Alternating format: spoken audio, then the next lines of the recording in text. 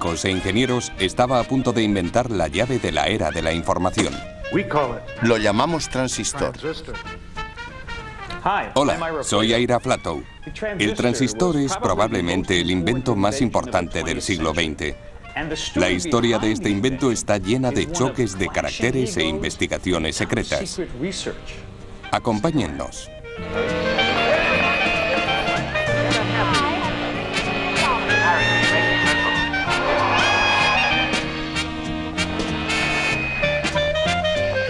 El transistor.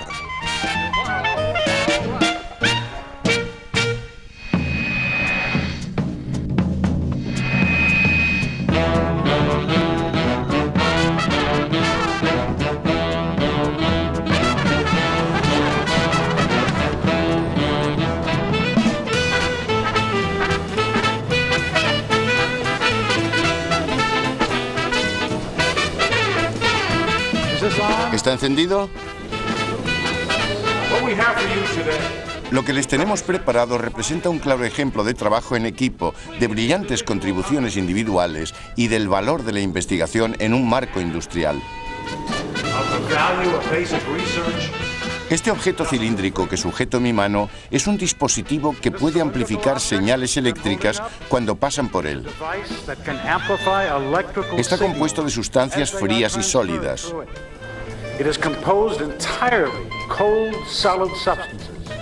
Lo hemos llamado transistor.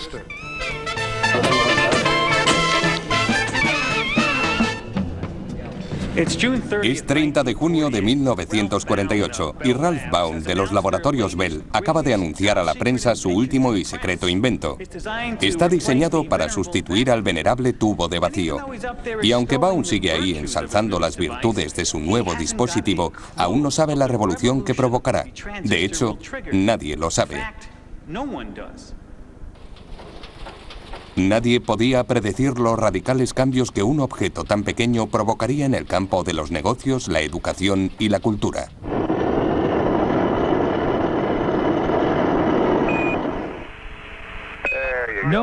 Nadie previó que el transistor nos transportaría a otros mundos y dejaría pequeño el nuestro. Los laboratorios Bell atribuyen la invención del transistor a Walter Brattain, John Bardeen y William Shockley.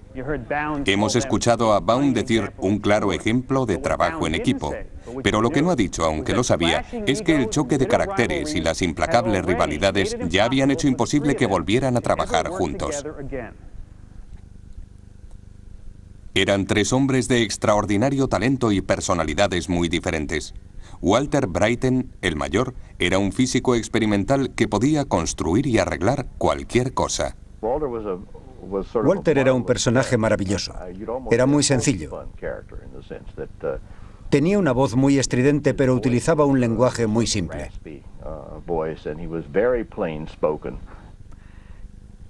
John Bardeen era físico teórico, uno de los mejores del siglo XX. John era un hombre afable. Nunca levantaba la voz. Era un hombre rotundo, con un completo control de sus emociones. Bill Shockley, el jefe del equipo, era el más joven. Como el brillante teórico que era, previó el potencial del transistor. Su ambición le convertiría en un héroe, pero también le llevó al fracaso.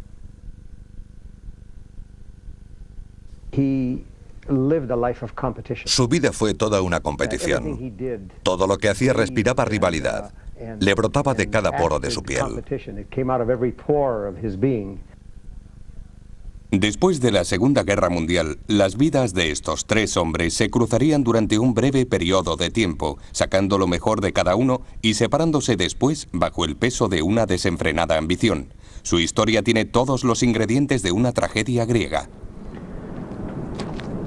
Nuestra historia comienza en 1945. Los laboratorios Bell se acababan de trasladar de su pequeño cuartel en Manhattan, a 30 kilómetros de aquí, hasta estos modernos laboratorios de las colinas de Nueva Jersey. Los laboratorios Bell eran la rama de investigación de la gigantesca compañía Teléfonos y Telégrafos de América, o AT&T. A mediados de los 40, la AT&T ostentaba el monopolio de las llamadas de larga distancia. reinvirtió sabiamente sus beneficios, contratando a los mejores científicos e ingenieros del país y dotándolos de las mejores instalaciones. Los ejecutivos de la AT&T entendían que la investigación les colocaba en una situación de ventaja con respecto a sus competidores. Como cabía esperar, Laboratorios Bell fueron la incubadora de grandes sueños y a veces de grandes egos. Ya había dado un premio Nobel. Conseguía patentes a razón de 2 por día. Todo comenzó con una fantasmada 36 años antes. En 1907, la AT&T estaba en crisis.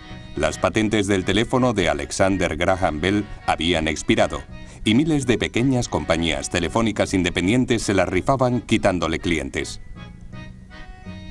Para recuperarse de su caída en picado, la AT&T llamó a su expresidente, ya retirado, Theodore Vail. Vail anunció que la AT&T ofrecería a sus clientes lo que ninguna otra compañía podría hacer: servicio telefónico de costa a costa. Solo había un problema. Can you recall the telephone of a generation ago? New York to Denver was the longest call that could be made, and it was uncertain. No era seguro porque la compañía necesitaba encontrar un modo de impulsar la señal por las líneas al resto del país. Pero no existía un buen amplificador, y Vail se propuso diseñar uno. Pidió la ayuda de un prolífico inventor de Iowa llamado Lee DeForest. Este pionero de la electrónica descubrió que podía hacer un amplificador poniendo una placa de metal y un trozo de cable curvado en una bombilla junto a su filamento caliente. Su invento recibió el nombre de tubo de vacío. En 1906, DeForest descubrió que podía controlar el flujo de electricidad que pasaba del filamento a la placa, insertando un cable en espiral entre los dos. Quizá lo puedan ver bien aquí, en nuestro tubo de vacío. El cable fue la clave del éxito del tubo de vacío. Este documental explica su funcionamiento. These aroused monkeys throwing pebbles at a target through a shutter ably portray what goes on in a vacuum tube. Los monos lanzan electrones. La cortinilla de en medio representa el cable. Bloquea eléctricamente el flujo de electrones o los deja pasar dependiendo de la carga, como un interruptor. Simple, isn't it? El cable en espiral llamado rejilla también permite que el tubo se convierta en un amplificador. Les mostraré cómo funcionaba. Cuando una señal débil, una llamada de teléfono, por ejemplo, digamos Watson, venga aquí, llega al electrodo del tubo de vacío, modifica la electricidad que fluye dentro del tubo. Crea una señal de salida idéntica, pero más fuerte. El tubo se convierte en un amplificador. Watson, venga aquí, le necesito. Then the vacuum tube went into service, and the transcontinental telephone became a reality. Y como había prometido Theodore Vail, el 23 de enero de 1915, el padre del teléfono probaba el nuevo servicio de costa a costa. Alexander Graham Bell repeated the first words ever transmitted by telephone. Mr. Watson, come here, I want you. But this time the inventor's assistant laughed. I can't make it under a week, Dr. Bell. I'm in San Francisco. El tubo de vacío solucionó el problema de las llamadas a larga distancia y las líneas de teléfono se extendieron como una tela de araña por todo el país. Los años 20 fueron testigos del auténtico lucimiento del tubo de vacío. Los tubos de vacío estaban en todas partes. Miles de ellos hacían funcionar radios y redes telefónicas y se usaban en amplificadores por todo el mundo. El problema era que al ser voluminosos desprendían bastante calor, consumían mucha energía y como la bombilla tenían la mala costumbre de fundirse.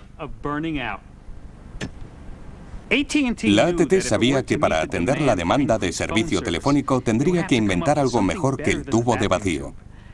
Y si los laboratorios Bell lo conseguían, la AT&T haría una fortuna. En los años 30, el director de investigación de los laboratorios, Mervyn Kelly, entendió el problema de los tubos de vacío. Kelly reconoció que si el negocio del teléfono iba a depender de los repetidores y los tubos de vacío, el progreso estaría condicionado por las limitaciones de esos dos dispositivos.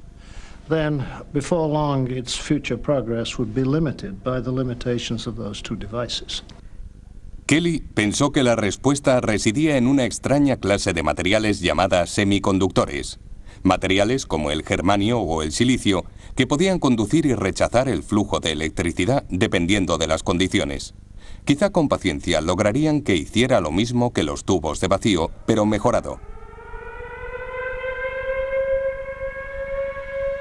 Pero la Segunda Guerra Mundial dejó en suspenso los planes de Kelly, porque los laboratorios del país obligaron a sus talentos a ganar la guerra. Uno de los desarrollos técnicos más importantes de la guerra fue el radar. Ayudó a los aliados a través de la oscuridad y la niebla a rastrear aviones y barcos enemigos y a derribar las bombas volantes destinadas a Londres. Y el radar tendría un papel clave en la invención del transistor. Para el radar se necesitaba un elemento que requería semiconductores. Era el rectificador de cristal. Usaba una diminuta pastilla de silicio en su interior para convertir la señal de radar en algo que se pudiera ver. El radar fue posible gracias a la investigación con silicio y germanio, investigación que tiempo después sería esencial para la invención del transistor. Al final de la guerra, las mentes y materiales que lucharon contra Hitler e Hirohito se volvieron a movilizar, esta vez para hacer productos de consumo para los soldados que volvían a casa y sus familiares. Estábamos muy contentos de volver a casa. Habíamos sufrido una gran depresión, pero ya era cosa del pasado. La guerra había terminado y la curva era ascendente.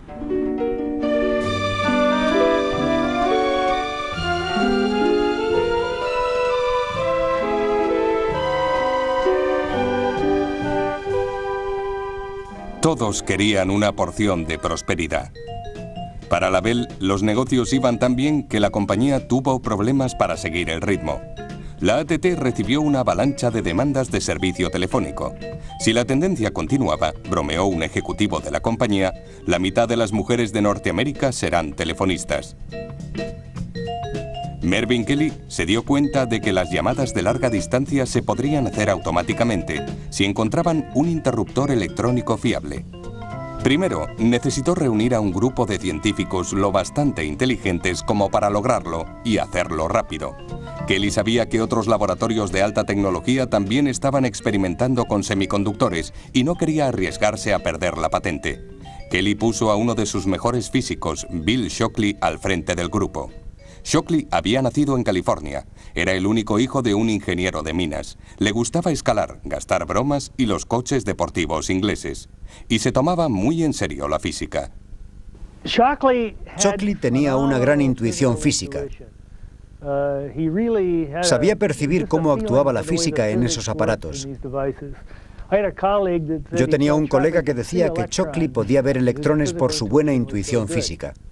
Shockley era un brillante teórico, pero pésimo a la hora de hacer experimentos. Sabía que necesitaría a alguien que trabajara bien con las manos, como Bell necesitó a Watson. Encontró a Walter Brattain, un experimentado físico que ya trabajaba en los laboratorios Bell. Criado en una granja del estado de Washington, el independiente Brattain fue el epítome de la inventiva americana. Walter era un buen físico experimental. Podía pegar cosas usando cera y clips si se lo pedías. Shockley contrató a John Bardeen, un brillante físico teórico educado en la Universidad de Princeton.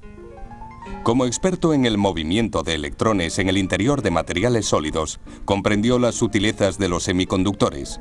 Bardeen era el precoz segundo hijo de un decano de la Facultad de Medicina de Wisconsin. Se saltó 3 cursos e ingresó en la universidad a la edad de 15 años. Le llamaban John el Susurros. Bardeen era un hombre tranquilo y contemplativo, una persona muy introvertida. Shockley era rápido. Al principio se complementaron muy bien.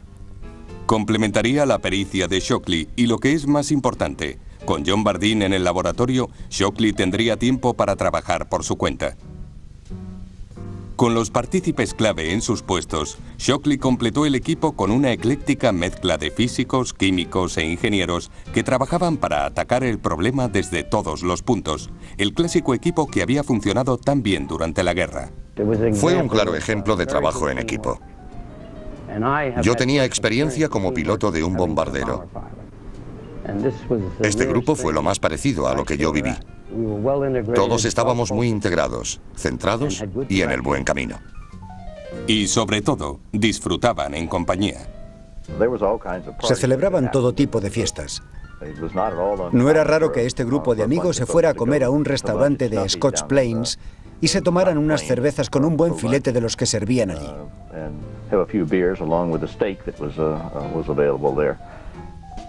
Betty Sparks fue la secretaria de Bill Shockley. A Bill le gustaban mucho las bromas.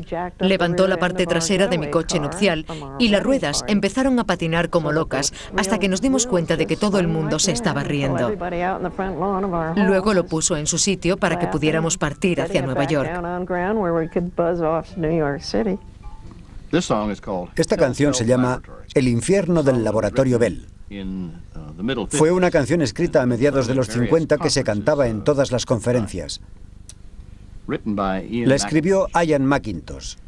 Hemos recorrido un largo camino para traerte esta canción. Con un calipso nuevo seguro que nos equivocamos sobre la reforma de la escuela a la que pertenecemos. Es el infierno del laboratorio Bell.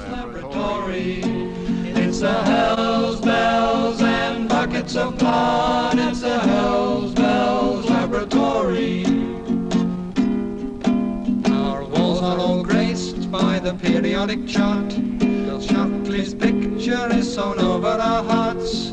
Bardeen and Bradine are our sweethearts at the Hells Bells Laboratory. At the Hells Bells and buckets of blood at the Hells Bells Laboratory.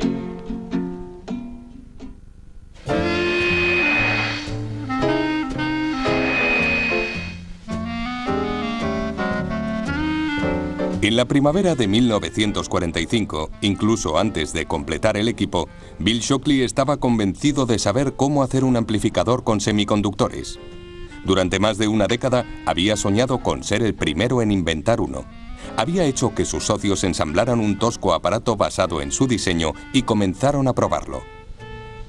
Aunque Bill Shockley estaba seguro de que funcionaría, otros muchos pensaban que era imposible. En aquella época era cosa de locos. Era inimaginable porque era algo totalmente diferente. No había nada igual. Nadie lo había conseguido antes. Era una idea extraña con un comportamiento y datos extraños. Su idea era acoplar una batería a un trozo de semiconductor y colocar una placa de metal encima. Normalmente la electricidad no fluiría a través del semiconductor. Pero si se aplicaba una carga eléctrica a la placa, pensaba Shockley, el campo eléctrico resultante debería extraer electrones de los átomos, creando el flujo de electricidad. Lo llamó efecto de campo. Su dispositivo experimental era un pequeño cilindro cubierto por una fina película de silicio. Colocó una pequeña placa de metal encima. La teoría estaba muy bien, pero no funcionó. No lograba aumentar la corriente que fluía en el interior del cilindro. Bill Shockley estaba furioso.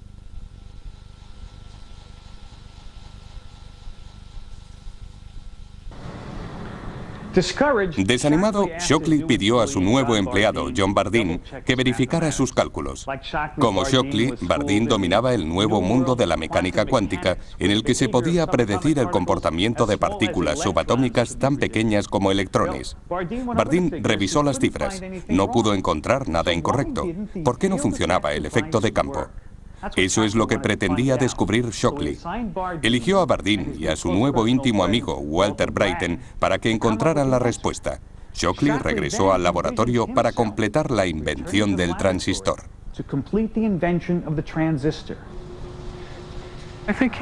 Tenían un problema que necesitaba una solución. Cuando lo resolvieran, Shockley podría volver al trabajo que consistía en hacer un amplificador de estado sólido. Shockley se había apartado un poco del proyecto. Contaba con suficientes cerebros para dejarlos solos. No estoy seguro de si lo hizo deliberadamente o fue un arrebato de los suyos, pero sus dos subordinados comenzaron a trabajar solos.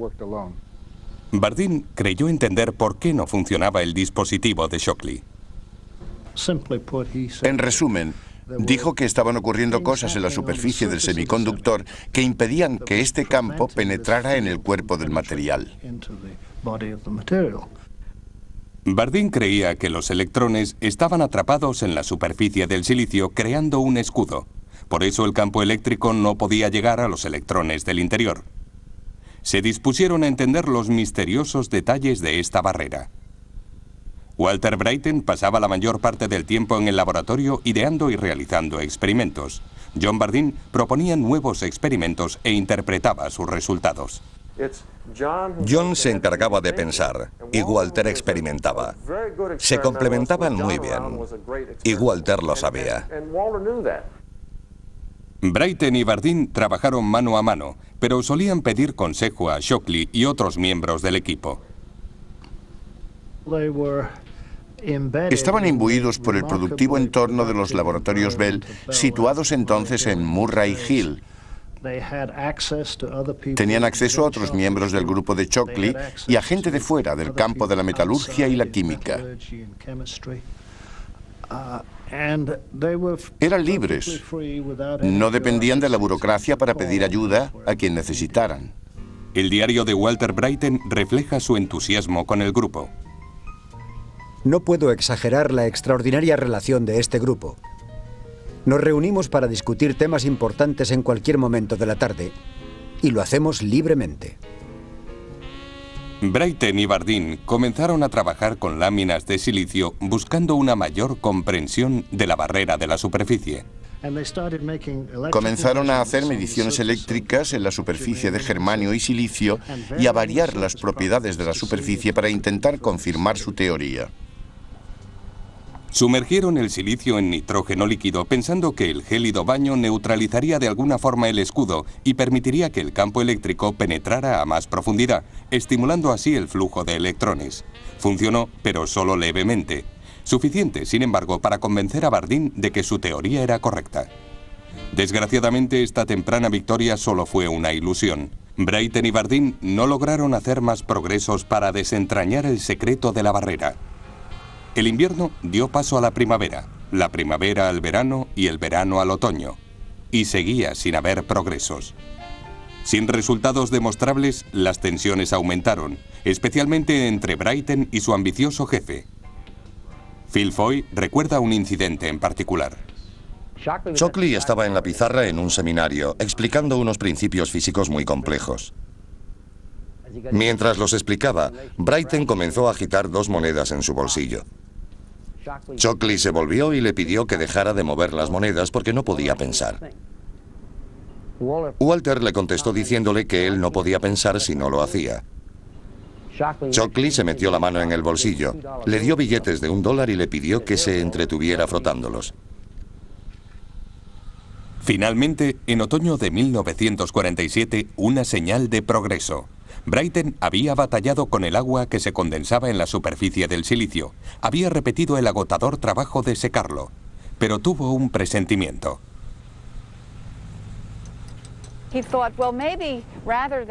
Pensó que sería mejor meter todo el sistema en el agua o en otros electrolitos. Intentó el experimento y descubrió que en esas circunstancias conseguía el efecto deseado. El experimento funcionó para sorpresa de muchos, incluso cuando vertió una gota de agua encima del semiconductor. Aparentemente, las partículas cargadas del agua emigraron al silicio y neutralizaron la barrera. Brattain se dio cuenta de que había descubierto algo importante. He tomado parte en el experimento más importante de mi vida. Entonces comenzó lo que los laboratorios Bell llamarían el mes milagroso. Brattain y Bardeen estaban sobre la pista. Parecía que todos los días hacían nuevos descubrimientos que les acercaban cada vez más a reducir la barrera. El dispositivo funcionó aún mejor cuando sustituyeron el silicio por germanio, pero seguía habiendo un problema que inquietaba especialmente a la compañía de teléfonos. Era lento, no lo bastante sensible como para amplificar el espectro de la voz humana. Quizá el líquido ralentizaba la respuesta. ¿Por qué no deshacerse de él? La historia de la invención está llena de acontecimientos accidentales. Un descubrimiento clave hecho en los laboratorios Bell en diciembre de 1947 fue uno de ellos. En sus esfuerzos por deshacerse del líquido, Walter Brattain, casi por accidente, se topó con el transistor. Brattain tuvo una idea para su nuevo dispositivo. Sustituyó la placa de metal por una mota de oro, separada del germanio por una fina película de óxido, como el que a veces se forma en el germanio. Lo conectó, pero no ocurrió nada. Ningún tipo de amplificación, como si hubiera empezado de cero. Pero no se rindieron. John Bardeen fue uno de los grandes científicos del siglo. Tenía características únicas para afrontar un problema y no dejarlo hasta que entendiera todas sus peculiaridades y lo resolviera. Continuaron trabajando, intentando diferentes combinaciones de montajes y voltajes. Poco antes de las Navidades de 1947, su perseverancia dio sus frutos. Aquel día, Phil Foy estaba en el laboratorio. Brattain estaba en el otro extremo de la habitación. Estaba sentado en un banco con su pequeño microscopio. Estaba buscando los efectos de la superficie. Y entonces se dio cuenta de que había corriente. Y pronunció esta frase: aquí tenemos algo. Brattain había eliminado accidentalmente la fina película de óxido. La mota de oro estaba en contacto directo con el semiconductor. En vez de un campo que arrastraba electrones a la superficie, como había previsto Shockley, Bardeen se dio cuenta de que estaban inyectando cargas positivas directamente al germanio.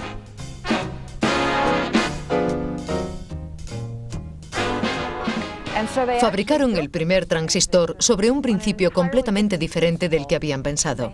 No era un amplificador de efecto de campo. Cuando Brattain vio el efecto del primer transistor, se dio cuenta de que había conseguido algo importante. Podía habérsele escapado, pero tenía la personalidad de los genios. Supo que tenía algo. Era el momento de convertir el experimento en invento. El 16 de diciembre de 1947, sin discutir sus planes con Shockley, la pareja comenzó a fabricar el dispositivo. Brattain se encontró con un grave problema de diseño. Los cables que hacían contacto con el germanio debían estar muy juntos y dificultaban su manipulación. Brattain improvisó una rápida solución. Cubrió un pequeño triángulo de plástico con una fina lámina de oro. Cortando la lámina en el vértice, creaba un espacio de corte. Aplicó energía y funcionó. Walter Brattain acababa de construir el primer transistor. Fue maravilloso. A veces dejaba de funcionar, pero siempre podía moverlo y hacerlo funcionar de nuevo. Y aquí lo tienen, el mecanismo que tanto entusiasmó a Brattain y Bardeen. Es una réplica exacta en funcionamiento del transistor original. Esto es un trozo del semiconductor de germanio, el mismo tipo que usaron para su transistor. Se asienta sobre una base de cobre. La corriente se aplica en el pie del bloque a través del cobre. Por este lado entra una señal débil que es amplificada en el semiconductor y sale aumentada por este extremo. Aquel día, Bill Shockley estaba trabajando en su casa. Walter Brattain y John Bardeen decidieron llamarle para darle la buena noticia, pero su respuesta no fue la esperada. Shockley tuvo dos reacciones. Por una parte, se alegró mucho porque sabía lo importante que era. Yo creo que en el fondo le caían bien. Pero también se enfadó y se sintió decepcionado porque se dio cuenta de que ellos lo habían logrado y él no. La llamada de Brattain y Bardeen cambió para siempre la vida de Shockley. Sus amigos dijeron que nunca más fue el mismo. Hubo un claro cambio de carácter. Se volvió más introvertido y sus amigos cada vez sabían menos de él. Sus subordinados acababan de inventar el dispositivo con el que Shockley había soñado durante años. Ellos se llevarían todos los honores. Tenía que hacer algo y hacerlo rápido.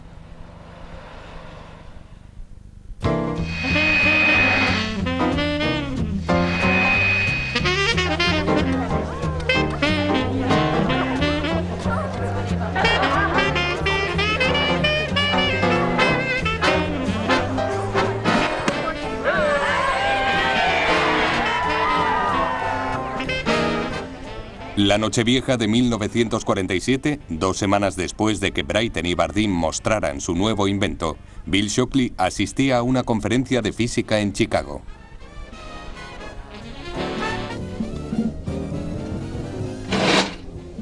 Ignorando la fiesta, Shockley se quedó en su habitación, impaciente, plasmando en papel las ideas que le atormentaban. Se dio cuenta de que el dispositivo de Bryton y Bardeen sería frágil y difícil de fabricar. Shockley se aprovecharía de este punto débil e inventaría un transistor mejorado.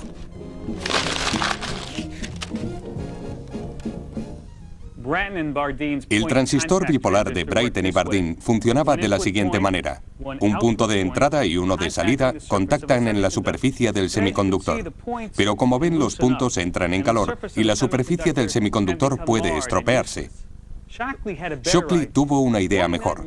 ¿Por qué no imitar el tubo de vacío y crear un sándwich de 3 pisos? De esta forma, podemos mover la entrada al otro lado como en un tubo de vacío. Así la electricidad fluiría en la entrada y saldría por la única salida. Y en medio habría una tercera capa, como un electrodo de un tubo de vacío. Una pequeña señal eléctrica aplicada en la rejilla provocaría un flujo mayor desde la entrada hasta la salida, como en el tubo de vacío. Fue una idea brillante porque solventaba los defectos del transistor bipolar. Anotó todo su trabajo en su diario. Sus compañeros y todos los empleados de Laboratorios Bell fueron testigos de un mes de inventos continuos. Fue un periodo extremadamente productivo. Bill Shockley regresó a los Laboratorios Bell desde Chicago, pero no se lo dijo a nadie. Volvió a redactar la idea en su casa sin decírselo a Bryton ni a Bardeen, manteniéndolo en secreto. Fue un insulto que nunca olvidarían. Se había creado la primera grieta en el armonioso equipo, una grieta que podría romperlo. Bryton y Bardeen se apartaron de él. Trabajaron en la superficie del transistor bipolar. Pero Shockley ya sabía que era un callejón sin salida. Mis dificultades provenían del invento del transistor. Antes había un buen ambiente de investigación. Después de la invención, Shockley no permitió que nadie trabajara en el problema. En resumen, usó al grupo para explotar sus propias ideas. Yo no podía contribuir al programa experimental a no ser que trabajara en competencia directa con mi superior. Era una situación intolerable. La tensa situación empeoró cuando los abogados de los Laboratorios Bell comenzaron a redactar las patentes. Shockley insistió en que él debía aparecer como el único inventor del dispositivo de Bryton y Bardeen. Shockley pensaba que el trabajo de Bryton y Bardeen era producto de sus propias ideas. Pensaba que la bombilla surgió de una sola mente. Creía que su nombre debía ser el único en la patente o junto a Bardeen y Bryton.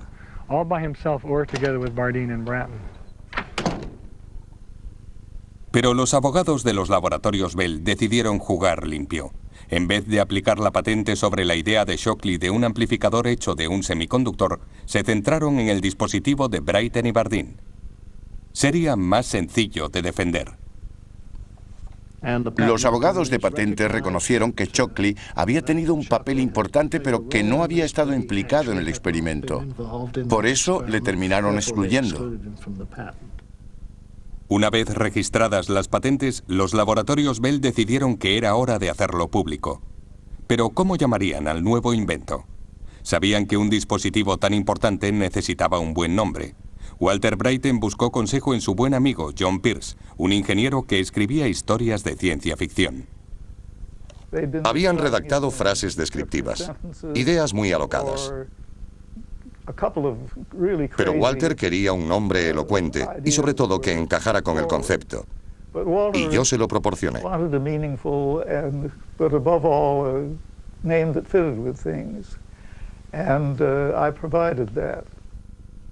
Pierce se dio cuenta de que el invento funcionaba variando la resistencia cuando pasaba la corriente.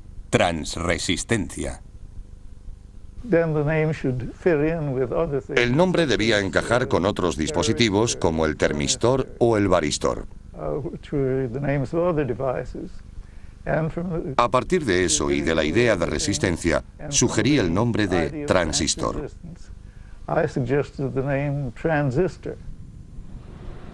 Señores, les ruego tomen asiento. Y así se llamó.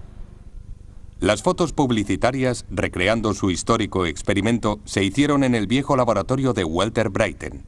Pero cuando los tres hombres tomaron asiento, Bill Shockley se sentó en el centro, en el asiento de Brattain. Nick Hollanjack preguntó ingenuamente a Bardeen si a Brattain le gustaba la foto. John me miró con expresión de pena, movió la cabeza y dijo, no, este es el dispositivo de Walter, es nuestro experimento. Bill no dijo Shockley, no había tenido nada que ver.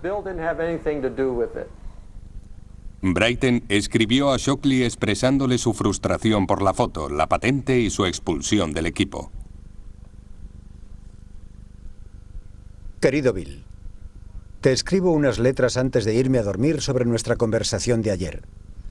Me parece que el descubrimiento del transistor ha echado a perder el mejor equipo de investigación con el que he tenido el privilegio de trabajar. Creo que desde el principio el mérito debía ser de todo el equipo.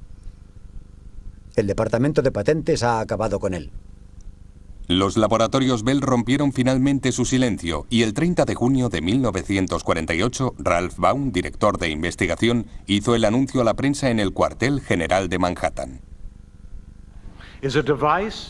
Es un dispositivo que puede amplificar señales eléctricas al tiempo que las transmite. El anuncio apenas atrajo atención. El New York Times lo enterró en la página 46. La revista Time lo situó en la pequeña sección Ciencia Semanal. Los ingenieros creían que no era necesario sustituir el tubo de vacío. La gente que me encontraba en el laboratorio se reía y decía que solo era un trozo de cristal con un cable alrededor. No llegaría a ninguna parte. Si querían hacer electrónica de verdad, tendrían que ir al almacén y coger tubos de vacío, condensadores, resistencias, transformadores y ponerse a trabajar.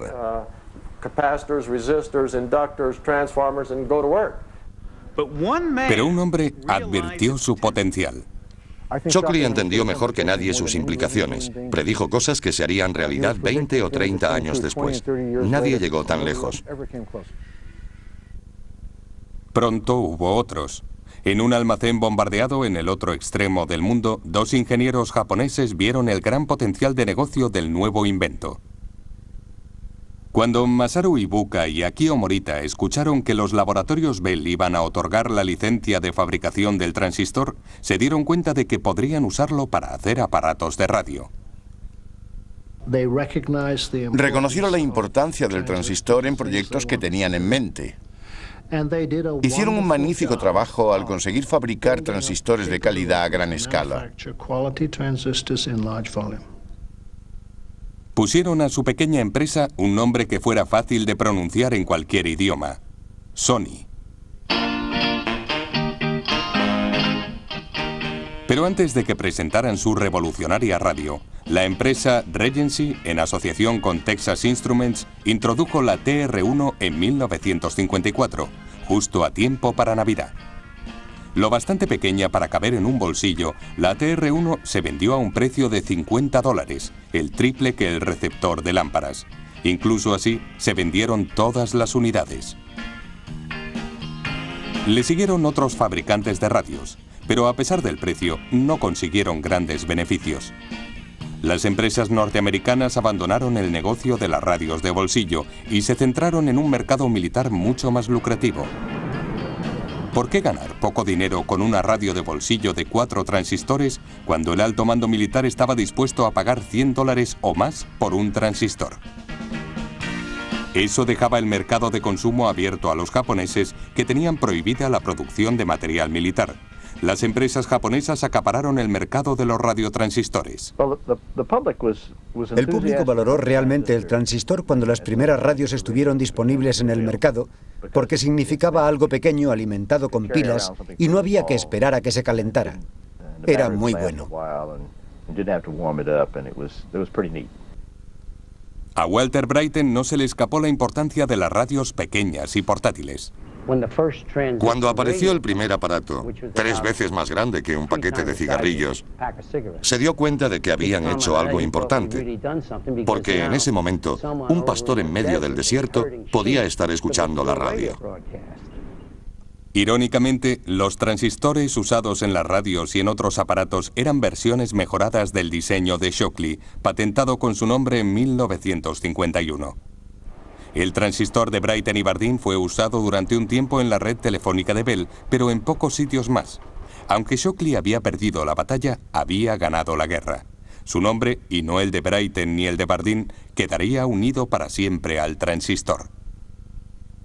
Recuerdo mi primera radio. Solía llevarla al colegio para escuchar los resultados de la liga. Nos poníamos un auricular por debajo de la manga y lo sujetábamos con la mano en el oído para escucharlo. Cuando marcaban, se oía una exclamación por toda la clase. Pensábamos que estábamos burlando a los profesores hasta que nos preguntaban el resultado. Transistorizado y estado sólido se convirtieron en palabras de moda, términos de marketing. No sabíamos lo que hacía un transistor, pero sabíamos que estado sólido significaba alta tecnología. Cualquier aparato transistorizado no solo era más pequeño, sino que tenía que ser mejor.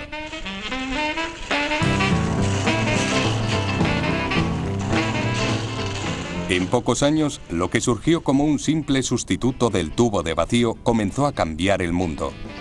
Ahora, cualquier aparato electrónico podía ser portátil y barato. Las radios comenzaron a influir en la cultura popular. Los niños podían escuchar música lejos de sus desaprobadores padres. La música era más audaz y revolucionaria.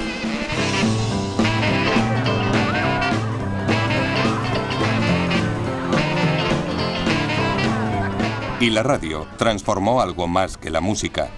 Se convirtió en un arma política. El transistor abrió las puertas de la información. Hizo posible que mucha gente que no había podido asistir a los dramas mundiales pudiera escucharlos desde primera fila. Charles Stewart lo entendió mientras visitaba a los beduinos en el desierto del Sáhara. Estaban sirviendo el té y el anfitrión me preguntó, ¿por qué están quemando Detroit? Me tuvieron que contar la historia porque no entendía nada. 2 horas antes habían asesinado a Martin Luther King mientras yo estaba allí sentado. Habían escuchado esa información en sus transistores procedente de El Cairo, Moscú o Londres. La radio se convirtió en la primera herramienta de la era de la información. Pero ahora el antiguo equipo de Shockley, Bryten y Bardeen se había desintegrado. Shockley los echó de los laboratorios Bell. La verdad es que echó a Bardeen. Fue varias veces a hablar con sus jefes para decirles que no podía trabajar con ese hombre. John Bardeen fue el primero en abandonar. En 1951 llamó a su viejo amigo Fred Seitz, un físico de la Universidad de Illinois. Fui al decano y les recomendé a uno de los mejores físicos del mundo. Rebañando partidas del presupuesto, logró hacerle una oferta razonable. Yo pensé que debía haberle ofrecido más dinero, pero cuando le dije la cifra, me dijo que era suficiente para él. En 1955, la reputación de Shockley pudo más que él. Estaba claro que no volvería a ascender en los laboratorios Bell. Decidió abandonar la costa este y mudarse al oeste.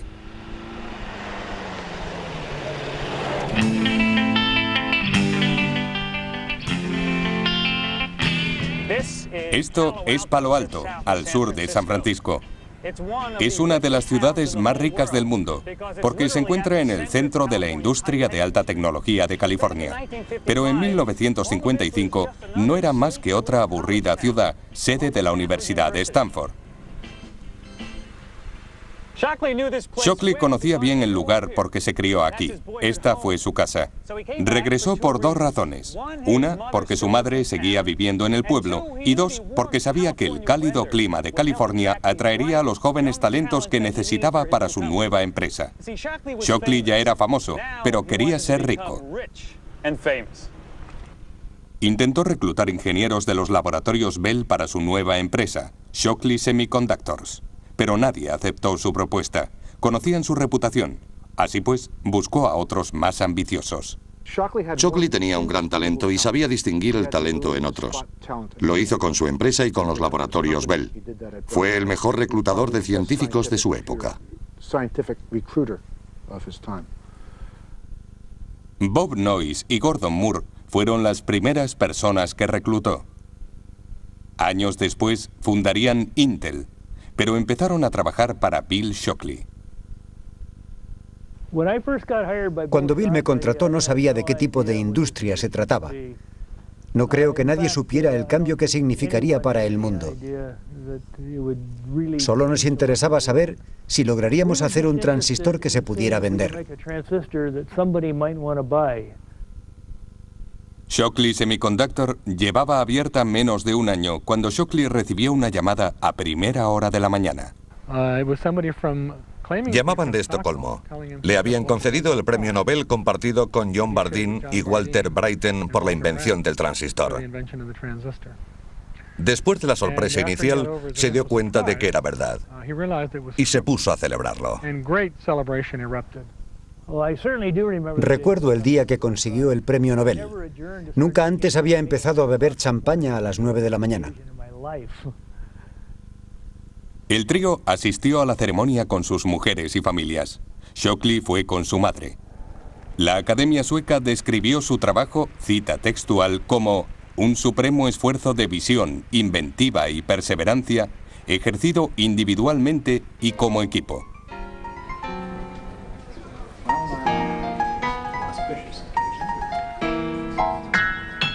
Después de la ceremonia, John Bardeen y Walter Brattain disfrutaban de una última copa en el bar del hotel. En ese momento entró Bill Shockley.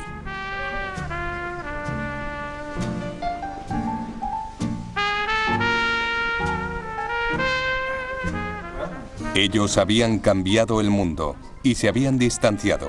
Habían ganado el premio científico más prestigioso del mundo. Y durante esa noche, al menos, dejaron de lado sus diferencias. En ese momento parecían desaparecer todos los años de resentimientos. Eran héroes en el Valhalla. Eran dioses. Y muchos de sus rencores empezaron a desvanecerse.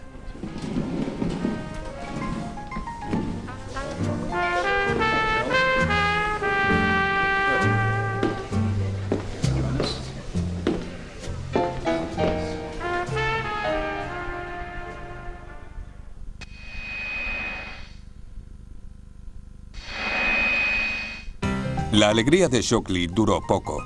Cuando regresó a California, descubrió que su empresa tenía problemas. La compañía perdía dinero a espuertas y la historia volvía a repetirse. Su equipo de científicos se rebelaba.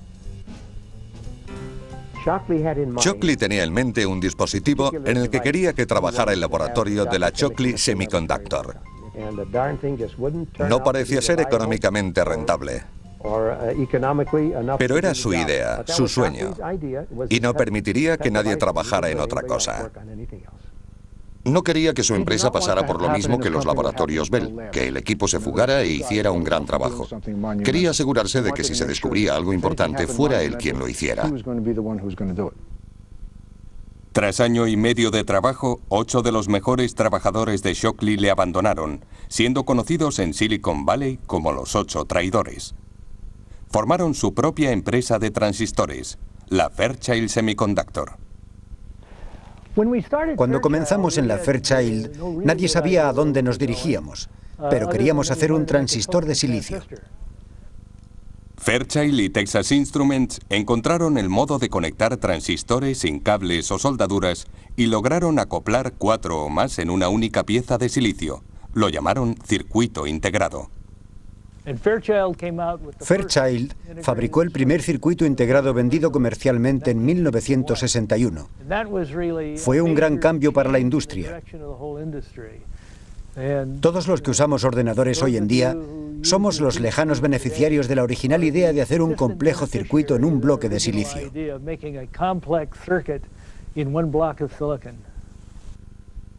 Shockley contrató a un grupo de científicos, pero nunca sustituyó al único responsable de los problemas de su empresa, él mismo.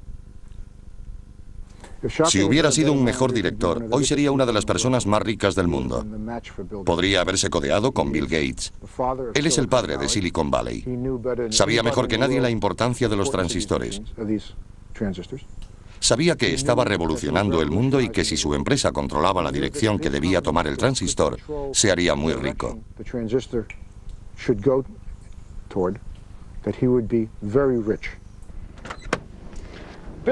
Bill Shockley nunca se hizo rico, pero sí dos de los 8 famosos traidores.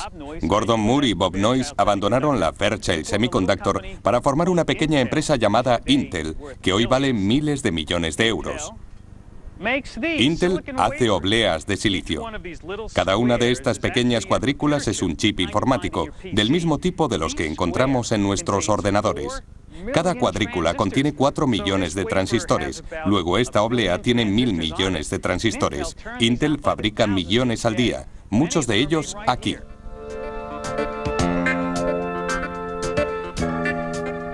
Como su antepasado el transistor, el chip informático ha invadido todos los rincones del mundo, tanto que se ha convertido en un icono pop. Y aunque la gente sabe que los chips viven dentro de los ordenadores, la mayoría no sabe que hay millones de transistores ocultos en su interior. Hay miles de millones de transistores producidos a diario por Intel, Motorola, IBM y otras compañías. Cada año se hacen en California más transistores que gotas de lluvia caen. Irónicamente, ni Brighton, ni Bardeen, ni Shockley se hicieron ricos con el transistor. La política de los laboratorios Bell exigió que cedieran los derechos de patente por $1. Y la AT&T tampoco se enriqueció. Cedió los derechos de patente en un intento de eludir las leyes federales antimonopolio. En 1972, Bill Shockley, Walter Brighton y John Bardeen regresaron a los laboratorios Bell para el 25º aniversario de la invención del transistor. We knew we were onto something very important and that transistors would have many applications. Well, when I was a young man, one considered the only way to save the world was to make everybody literate so they knew how to read and write. But now that the natives in all lands can have a cheap battery-operated transistor radio that they can turn on at night in their camp and listen to any broadcast in their own language, whether they know how to read or write or not. We were looking for transistors at the same time that we were paying attention to those things that prevented the first field effect form from working. Los laboratorios Bell les pidieron que recrearan la famosa fotografía. Olvidando el pasado, el trío accedió. Walter Brighton abandonó los laboratorios Bell en 1967. Su única queja es que su invención estimuló el rock and roll. Regresó a su hogar del estado de Washington y enseñó física en la universidad. Murió en 1987. John Bardeen ganó un segundo premio Nobel en 1972 por su trabajo sobre la superconductividad. Fue la primera persona en ganar 2 premios Nobel de física. Murió en 1991.